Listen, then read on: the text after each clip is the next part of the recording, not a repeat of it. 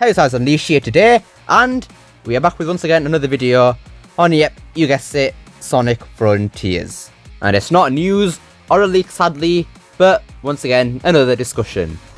I'm actually surprised how much we're able to talk about this game even when we ever got gameplay. It's quite surprising actually, not even gonna lie, and it definitely is gonna stop here. So, in today's video, I'll be discussing how Sonic Frontiers could either make or break Sonic.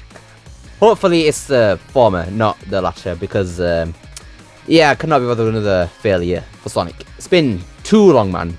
Too long. So without any further ado, ladies and gentlemen, boys and girls, let's discuss how Sonic Frontiers could either make or break Sonic. The first point is how the last 3D games were Forces and Sonic Colors Ultimate. And while to new fans, both of those games seem fine. Forces, while it wasn't an amazing game, probably mediocre at best, and it's a great game for beginners too.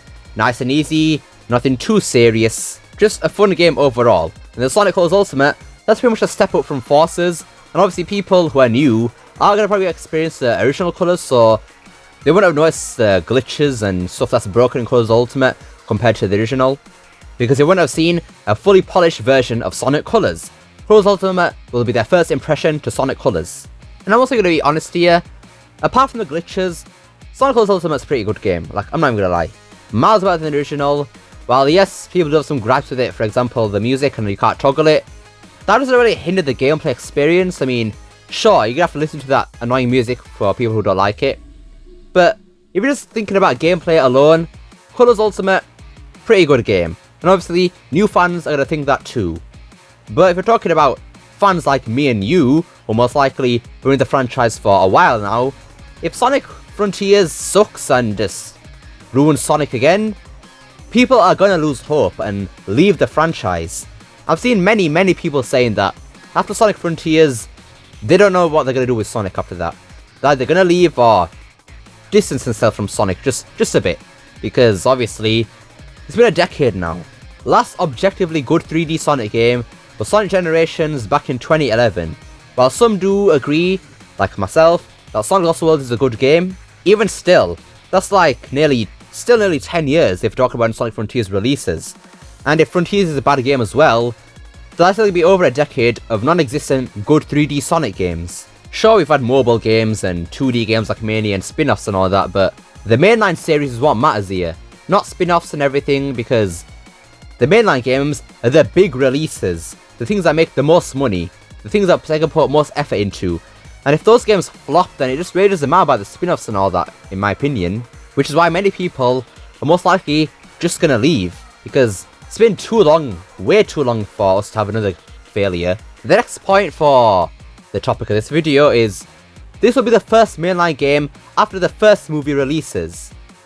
Now you might be asking why this is relevant. Well, think of the new fans. If it flops, it'll leave a bad impression on the new fans. The new fans haven't had the chance to experience the hype leading up to a mainline Sonic game yet, because we haven't had a mainline game since Forces, it's been 4 years now. Over 4 years actually. Forces just turned 4 like a couple weeks ago. And if the new fans just come from an amazing sequel to Frontiers, and it's a bad game, obviously, bad impression there. New fans probably aren't going to spend any time with the actual mainline Sonic games.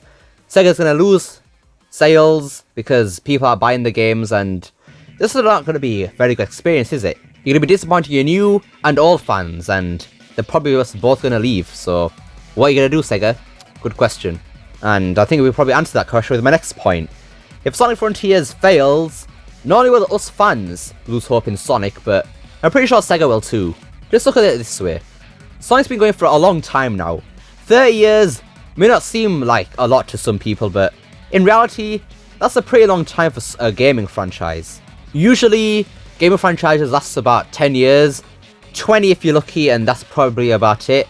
Then the companies just give up on it because it's either gotten to a low point and not making any money anymore. But Sonic is kind of different, because Sonic has had this wide variety of stuff in different multimedia and all that, but with the games, it's been a bit up and down recently. And financially, Sonic isn't doing terrible right now. Sonic's making Sega quite a lot of money, but that isn't just because of the games.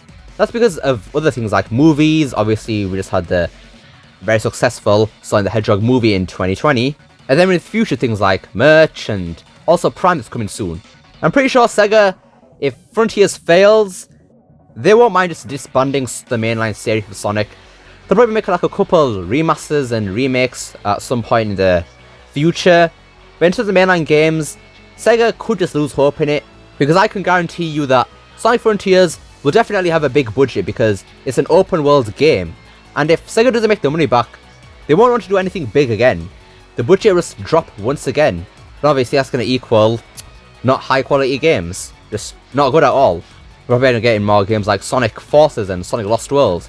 Basically low budget games. The next point is Sonic Frontiers will be the groundwork for the next decade. Like Izuka said in an interview couple months back now.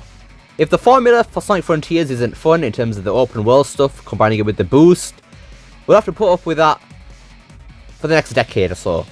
But on the contrary, if it's a good formula, we'll be actually just set. Sega can build upon that and improve on it in future titles. Now think about it. If we have two separate gameplay styles in, one is the boost for the cyberspace levels, and then we have a slower, more focused Sonic in the open world section, think of the possibilities with that. Sega could take the open world Sonic and chuck it into a possible adventure remake. I mean, it's going to be more slower Sonic, just like the adventure games. Boost has crazy fast Sonic, but adventure, well, it is still definitely still fast, not as fast as Boost. And they could just utilize that engine for an adventure remake, because they'll probably have shown that, yes, they can make good controlling Sonic, and once again, nothing to actually make a new for an adventure remake, but we definitely want some new stuff for that adventure remake. We need Sega to show that they can make an actual good thing for a base. Then they can build upon that. Get everything done for adventure remakes first, like level design, characters, control, physics. Get all that done first, then think about adding on to that. We don't want Sega just jumping straight ahead, not thinking, messing up what made Sonic Adventure and Sonic Adventure 2 and all those games so great, and then adding all the other stuff that just makes it easier and whatnot. We don't want that. Final point for this video is, there's so many things Sega could actually do with an open world Sonic game. Not just reuse that formula for something else like adventure remakes. But think of the future. Future games obviously going to reuse this open world style for the games, because hopefully they're not going to put Lost Worlds or Heroes where they have a great formula right there that they just built up, ready to go, but then just go and throw it away with the Lost Worlds or Heroes, and then we have once again another controversial Sonic game. But if Sega actually stick to the open world Sonic game formula, they can build upon that. You have fan games like Sonic, what's that one fan game called? It's not Sonic R, Sonic GT, that's what it's called. Where you have like massive open world stuff like that. And while that isn't really good for like set pieces in Sonic games and stuff, that is a possibility of what Sega can do. People are proved to actually like stuff like that, and if Sega just keep building upon this open world formula, we could have stuff like that. Or even different. With an open world, there's no restrictions because it's open. The whole point of an open world is to have no restrictions, let the player take choices, there's no actual set path you can go on, but you just choose where to go. And that's what an open world Sonic game could be if they keep building on it and building on it. Give Sonic different abilities, powers, make different playable characters, you know. There's so many possibilities that Sega could do with an open world, and honestly at first I was kind of iffy about it, but just thinking about all the possibilities now, I'm actually kind of excited for this next decade of Sonic. The only limitations here are budget and Sega's imagination. That's literally it. They can even take input from us fans as well. I mean, I'm open for giving Sega criticisms and stuff like that. Sure, call me in. Anyways, that just wraps it up for today's video. So, Sonic Frontiers could definitely break Sonic, but obviously, on the contrary, let's think positive here. It could also make Sonic.